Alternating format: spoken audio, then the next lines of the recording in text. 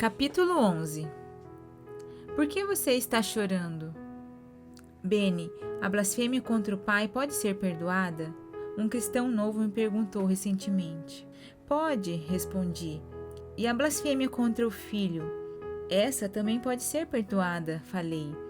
Então, você pode me contar por que a blasfêmia contra o Espírito Santo não pode ser perdoada?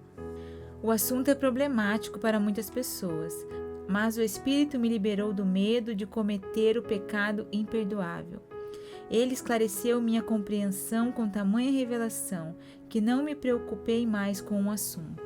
No inverno de 1974, Deus abriu meus olhos para uma verdade tremenda em relação à natureza do Espírito Santo e o motivo pelo qual o Pai e o Filho deram um aviso final àqueles que blasfemassem contra o Espírito.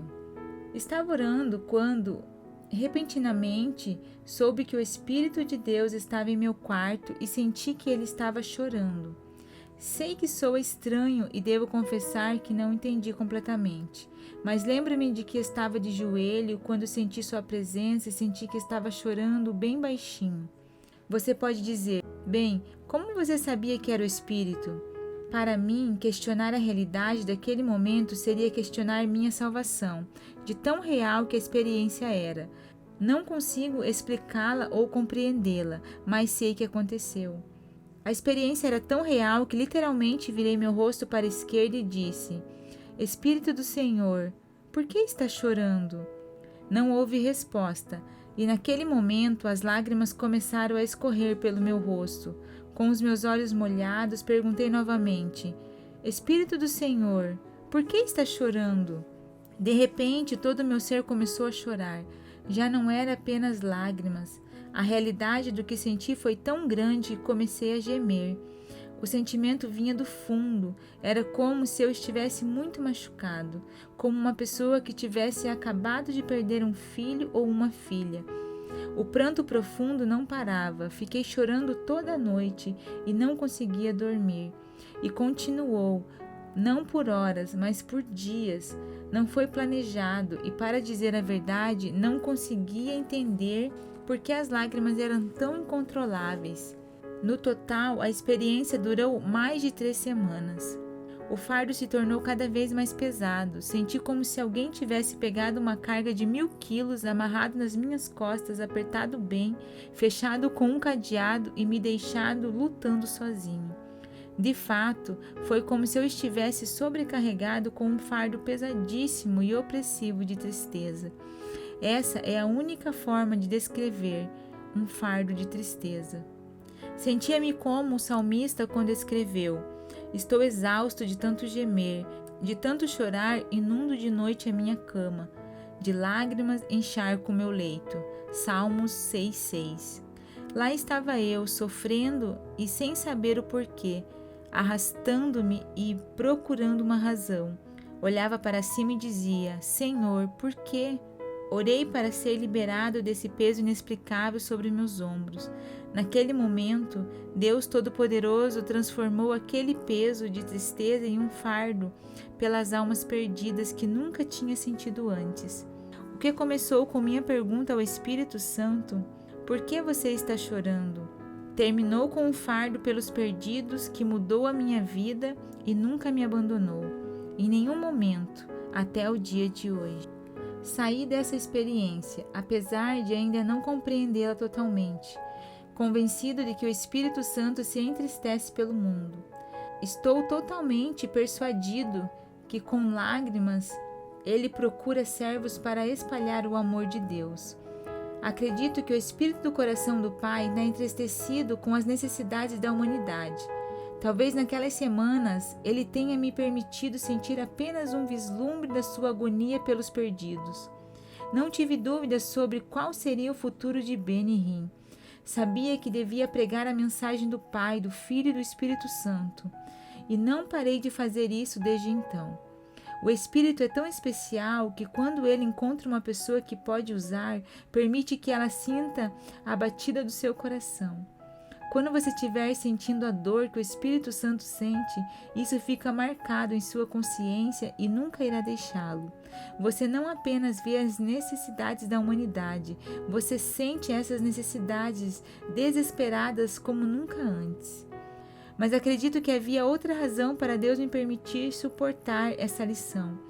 Abriu meus olhos para um fato de que o Espírito Santo é um membro da Trindade e, ao mesmo tempo, diferente do Pai e do Filho. E pude juntar as peças do quebra-cabeça chamado pecado imperdoável. O que dizem as Escrituras exatamente? Jesus, falando aos fariseus, disse: aquele que não está comigo está contra mim, e aquele que comigo não ajunta, espalha. Por esse motivo eu lhes digo: todo pecado e blasfêmia serão perdoados aos homens, mas a blasfêmia contra o Espírito não será perdoada. Mateus 12, 30 e 31. Depois, deixando tudo mais claro, ele falou: todo aquele que disser uma palavra contra o Filho do Homem será perdoado, mas quem falar contra o Espírito Santo não será perdoado, nem nesta era, nem na que há de vir. Verso 32. O que abrange a palavra blasfêmia? A palavra possui vários significados, incluindo falar mal de, injuriar ou zombar, atacar verbalmente ou abusar, repreender ou falar profanidades de, difamar, falar de forma injuriosa, caluniar ou acusar falsamente, insultar. Alguns podem perguntar: como você difama o Espírito Santo? Ou como você o insulta? É um ato voluntário. O livro dos Hebreus fala diretamente sobre a questão.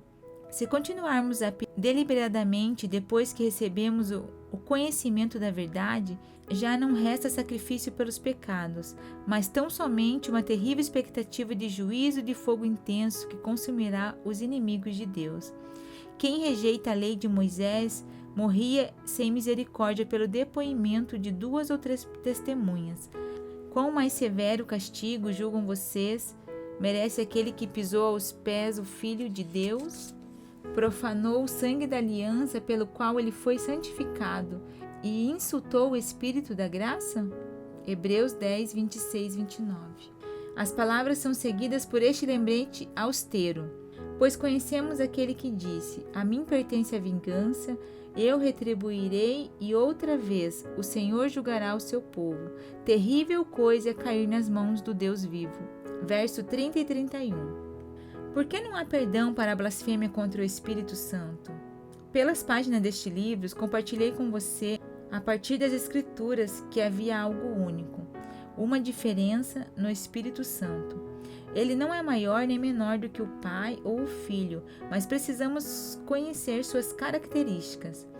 Deus Todo-Poderoso, o Pai, é o grande Deus do céu e deve ser adorado, louvado, glorificado, magnificado e exaltado.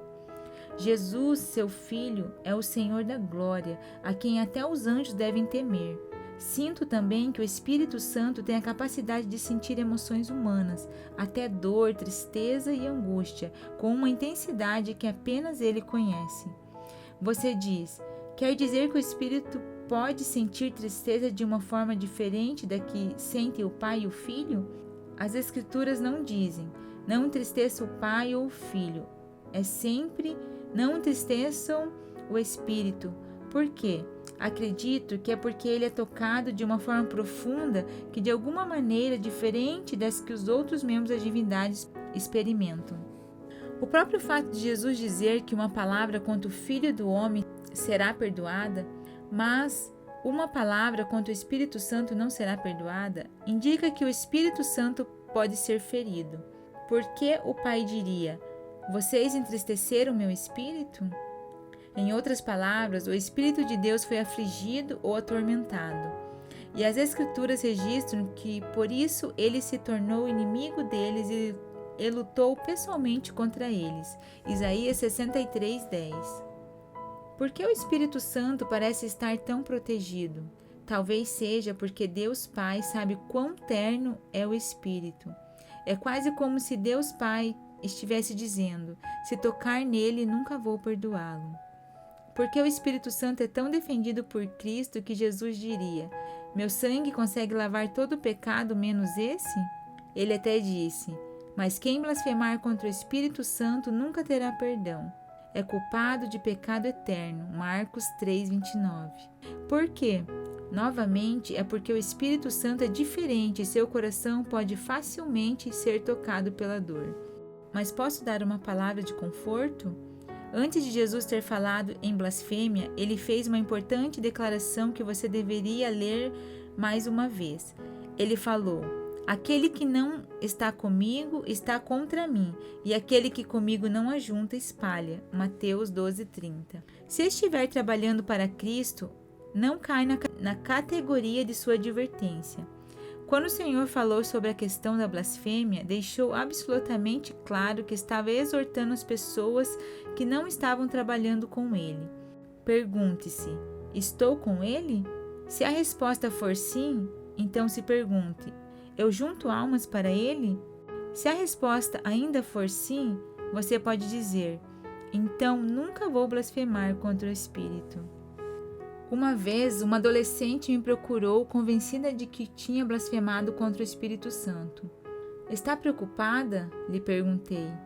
Estou, ela falou com um olhar apreensivo. Senhorita, falei, o simples fato de estar preocupada significa que não blasfemou contra o Espírito. Entenda, blasfêmia é um ato de vontade que não carrega preocupação consigo. Blasfemar é amaldiçoar Jesus e dizer: não me importa o que ele fez. É falar: quem se importa quão precioso é o sangue dele?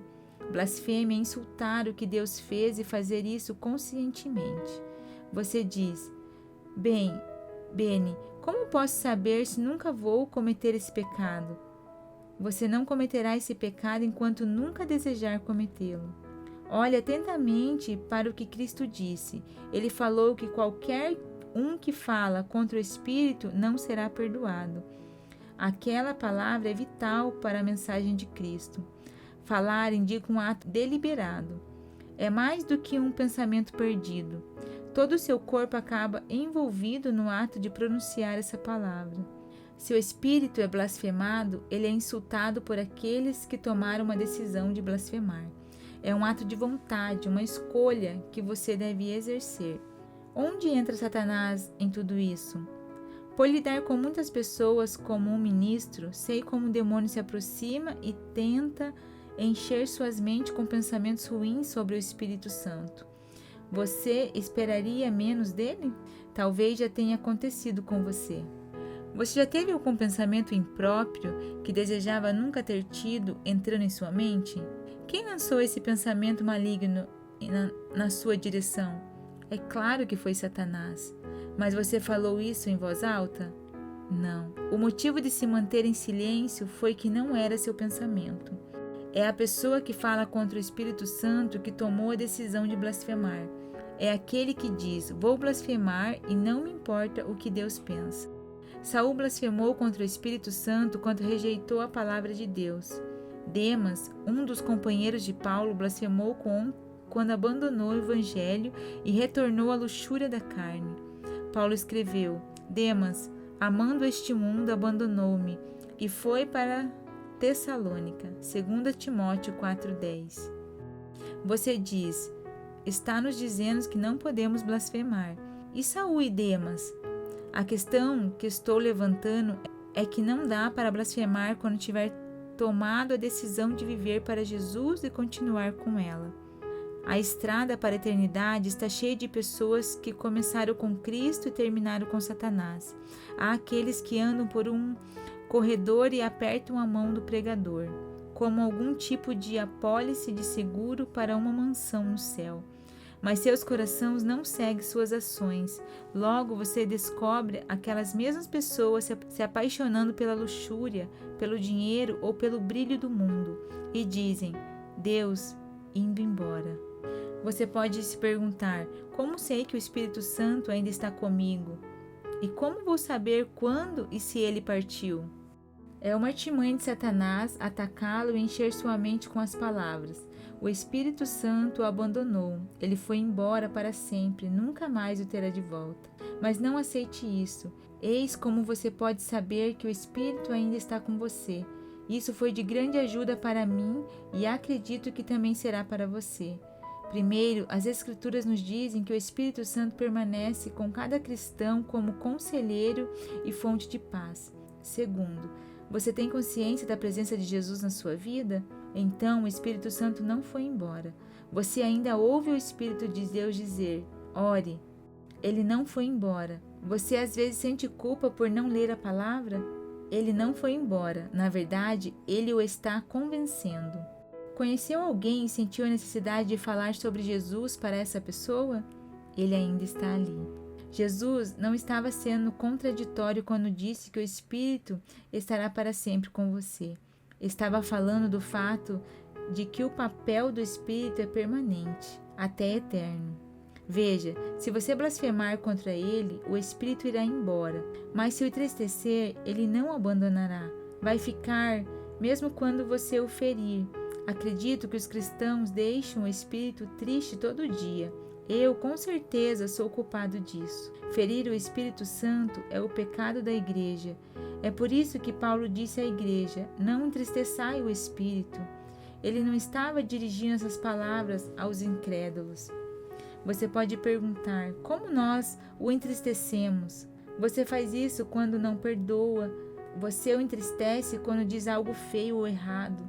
Mas sua oração diária deve ser: abençoado Espírito de Deus, por favor, ajude-me hoje a não entristecê-lo. E se você falhar?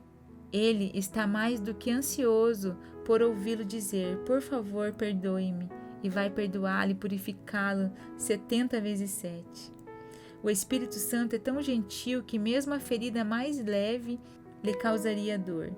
E quanto mais você o conhecer, mais entenderá seus sentimentos. Tantas vezes com lágrimas falei: Espírito Santo, perdoe-me pela angústia que lhe causei, mas por favor, fique ao meu lado. Há momentos em que lhe falei: você pode me castigar, mas não me abandone, porque quem o Senhor castiga, Ele ama. É como dizer: amo você. Acredito que se uma pessoa permanece em um estado de falta de perdão, o Espírito do Senhor permitirá que atormentadores entrem nela. Foi o que Cristo contou a Pedro quando o discípulo perguntou: Senhor, quantas vezes deverei perdoar a meu irmão quando ele pecar contra mim? Até 7 vezes? Mateus 18, 21. O Senhor respondeu: eu lhe digo, não até 7, mas até 70 vezes 7. Versos 22. Depois nos deu a parábola do servo impiedoso, que termina com um aviso: você não deveria ter tido misericórdia do seu conservo como eu tive de você? Irado, seu senhor entregou-o aos torturadores até que pagasse tudo o que devia. Versos 33 e 34. Cristo concluiu a parábola dizendo: assim também lhes fará meu Pai Celestial, se cada um de vocês não perdoar de coração a seu irmão. Verso 35. Isso significa que o Espírito retirou-se permanentemente? Não. Significa apenas que Deus removerá sua mão protetora daqueles que não perdoarem. Uma pessoa que blasfemou totalmente contra o Espírito Santo se encontra cheia dos demônios de Satanás. Mas se você perguntar: Beni, você acredita que um demônio pode possuir um cristão que está cheio do Espírito Santo? De forma nenhuma. No entanto, acredito que uma pessoa que fez uma confissão de fé em Cristo, mas não está vivendo para o Senhor, que está vivendo sem perdão, pode ser influenciada por demônios. Eles podem ser perseguidos e até oprimidos pelos poderes das trevas, mas não possuídos. Pedro, por exemplo, disse: Senhor, você não vai morrer. E Jesus respondeu: afaste-se, Satanás. Pedro não estava possuído por Satanás, estava influenciado. Há uma grande diferença. Jesus disse: por meio do Espírito, nunca vou deixá-lo nem desampará-lo. E isso, meu amigo, é uma boa notícia. E com ele ficando, é mais importante saber o que ele fará por nós do que as coisas que Satanás vai fazer contra nós. Tenho certeza de que seu maior desejo é amar a Deus com seu espírito, alma e corpo. mas não importa quão forte é o seu desejo, é absolutamente impossível alcançar seu objetivo sozinho. É imperativo que diga: Espírito Santo, estou pedindo que me ajude.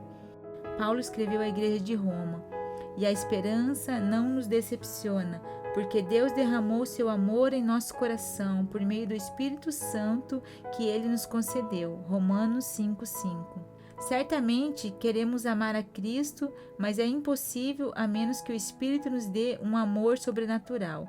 E como você o recebe? Simplesmente diz: Espírito de Deus, eu me entrego a você. Naquele exato momento, ele fluirá por sua alma com um amor pelo Senhor. Quanto mais profundamente você conhecer o Espírito Santo, mais profundamente conhecerá Jesus. É automático. Por quê? Porque quando o Espírito está presente, Cristo é promovido. Jesus falou: Ele deve me glorificar. O Senhor nunca é deixado de lado, ao contrário, é puxado para mais perto. Paulo escreveu: Portanto, agora já não há condenação para os que estão em Cristo Jesus. Romanos 8:1. Você entende o que significa verdadeiramente andar segundo o Espírito? Quando ele fala, ore, é isso que você vai fazer. Quando ele fala, testemunhe, é o que você fará. De repente, estará andando segundo o Espírito. Desobedecer é sentir condenação e depois culpa. Mas se você atende seu chamado, sabe a alegria da liberdade no Espírito. Porque por meio de Cristo Jesus, a lei do Espírito de vida me libertou da lei do pecado e da morte. Romanos 8:2. O legislador na antiga aliança era o Pai, mas na nova aliança é o Espírito Santo. Jesus deu os mandamentos por meio do Espírito. Atos 1:2. Assim como Deus entregará a lei por meio de Moisés. Que alegria refletir sobre as vitórias descritas por Paulo em Romanos 8. Na verdade, Paulo fala de 7 revelações específicas nos 16 primeiros versículos de sua carta. Talvez em nenhum outro lugar das Escrituras o trabalho do Espírito esteja tão claramente definido. 1. Há poder sobre o pecado. A primeira revelação diz que a lei do Espírito da vida o libertará do pecado e da morte. Verso 1:2. Você dominará o pecado. 2. Ele irá cumprir a lei. Porque aquilo que a lei for incapaz de fazer por estar enfraquecida pela carne, Deus o fez, enviando seu próprio Filho, à semelhança do homem pecador, a fim de que as justas exigências da lei fossem plenamente satisfeitas em nós, que não vivemos segundo a carne, mas segundo o Espírito. Verso 3 e 4. Foi o cumprimento da lei de Moisés que produziu a liberdade que agora temos no Espírito. 3. Ele lhe dará a mente de Deus. Quem vive segundo a carne tem a mente voltada para o que a carne deseja, mas quem vive de acordo com o Espírito tem a mente voltada para o que o Espírito deseja. A mentalidade da carne é morte, mas a mentalidade do Espírito é vida e paz. A mentalidade da carne é inimiga de Deus, porque não se submete à lei de Deus, nem pode fazê-lo. Quem é dominado pela carne não pode agradar a Deus. Versos 5 a 8. 4. Ele lhe dará justiça. Entretanto, vocês não estão sob o domínio da carne, mas do Espírito, se de fato o Espírito de Deus habita em vocês. E se alguém não tem o Espírito de Cristo, não pertence a Cristo. Mas, se Cristo está em vocês, o corpo está morto por causa do pecado, mas o Espírito está vivo por causa da justiça. Verso 9 e 10. 5. Ele dará vida a seu corpo. E se o Espírito daquele que ressuscitou Jesus dentre os mortos habita em vocês, aquele que ressuscitou a Cristo dentre os mortos também dará vida a seus corpos mortais, por meio do seu Espírito que habita em vocês. Verso 11. Se você seguir os passos do Espírito Santo, caminhará com saúde, terá um corpo vivificado, como disse o profeta Isaías. Aqueles que esperam no Senhor renovam suas forças. 40:31. Meu amigo, não há como renovar suas forças sem o Espírito Santo, porque Ele é quem vivifica o corpo mortal. 6. Ele trará morte ao ego. Portanto, irmãos, estamos em dívida não para com a carne, para vivermos sujeitos a ela. Pois se vocês viverem de acordo com a carne, morrerão, mas se pelo Espírito fizerem morrer os atos do corpo, viverão, porque todos os que são guiados pelo Espírito de Deus são filhos de Deus. Versos 12 ao 14. 7. Ele vai testemunhar sua salvação. Pois vocês não receberam um espírito que os escravize para novamente temerem, mas receberam um espírito que os adota como filhos, por meio do qual clamamos, Abba, Pai. O próprio Espírito testemunha ao nosso espírito que somos filhos de Deus. Verso 15 e 16. Versículo após versículo, Paulo diz que é o Espírito quem realiza a obra do Pai e do Filho. E fico muito animado sempre que leio essas palavras gloriosas, porque todos os que são guiados pelo Espírito de Deus são filhos de Deus. Deus não quer que você se desvie do caminho que Ele preparou para você seguir. Ele não o criou para vê-lo fracassar. É por isso que você não deve ficar desnecessariamente alarmado pela possibilidade de cometer um pecado imperdoável, uma blasfêmia contra o Espírito Santo. Seu amor por Cristo supera tanto a influência de Satanás que a batalha já foi ganha. O Espírito Santo anseia começar uma relação pessoal profunda com você. Quando minha alma clamou com um choro sincero que parecia interminável, o Espírito estava esperando pacientemente. Seu fardo se tornou meu fardo e a experiência me deu uma paixão por almas que nunca diminuiu, nem desapareceu. Ele estava esperando para me dar poder, plenitude, justiça, uma vida dirigida pelo Espírito e muito mais. E agora Ele está esperando por você.